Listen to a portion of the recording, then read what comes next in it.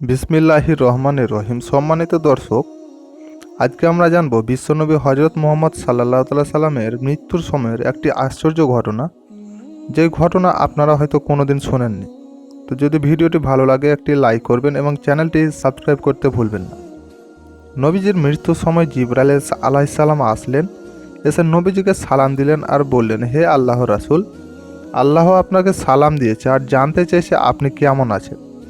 আল্লাহ সব জানেন, তারপরও আপনি কেমন আছেন সেটা আপনার মুখ থেকে জানতে চেয়েছেন। নবী করিম সাল্লাল্লাহু তাআলা সাল্লাম বললেন, আমি বড়ই কষ্টের মধ্যে আছি, অসুস্থ অবস্থায় আছি।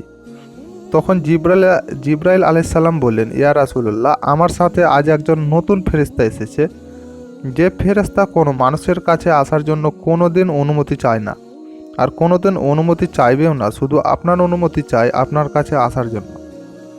আর সে ফেরেশতার নাম মালাকুল মউত। মালাকুল মউত রাসূল সাল্লাল্লাহু তাআলা সাল্লামের অনুমতি নিয়ে বিশ্বনবী হজরত মুহাম্মদ সাল্লাল্লাহু তাআলা সাল্লামের জান মোবারকের কাছে এসে সালাম দিলেন, বললেন, ইয়া রাসূলুল্লাহ, আমি আদম আলাইহিস সালাম থেকে শুরু করে এই পর্যন্ত যত মানুষের জান কবজ করেছি আর কিয়ামত পর্যন্ত যত মানুষের জান কবজ করব, কারো কাছে অনুমতি চাইনি আর চাওয়াও আমার লাগে না।